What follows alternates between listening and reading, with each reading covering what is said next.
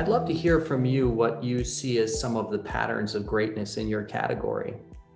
So what are the factors that we should be looking for? How do we find the 10x genomics like companies earlier on and separate them from the pretenders, the promotional companies, or the followers versus the innovators? What might be a few patterns? You could even name, if you wanted to, a company or two that you admire in your category, but just what are the patterns we should be looking for? And therefore, those are the factors that we should continue to use to evaluate TXG. Yeah, that's an interesting question, right? I mean, we try to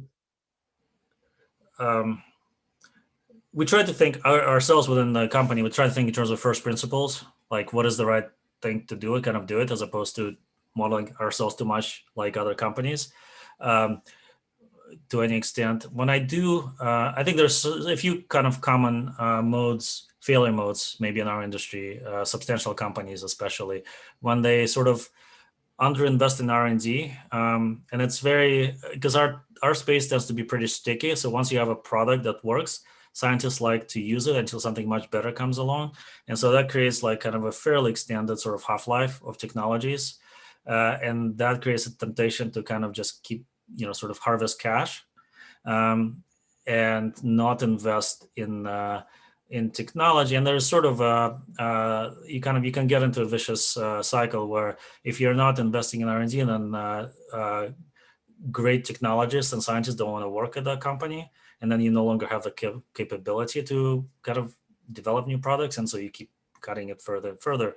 So and then you start making acquisitions that have nothing to do with real product development, innovation, integration, and are just more cash flow play. Yeah, exactly. And then of course people still don't want to, like, even if you acquire an innovative company, those people don't necessarily want to work for the culture that is in the business of harvesting cash. So I think that's a really important focus. A lot of it is, I mean, I guess the thing is, much of success really comes down to people. Maybe all of it really comes down to people you have at the company. So to my mind, that's the first thing I always look at, the quality. Now, it's hard to maybe evaluate really well from the outside, but you can look at, but if you could, I would say that is the number one thing to focus on. And in fact, back in the day, that what gave me initially the greatest confidence about 10x, like that we're going to go, back when we were really tiny, I mean, just a handful of people, I knew we were going to do pretty amazing things because of the people we managed to attract to the company. So I would say that's a huge thing. To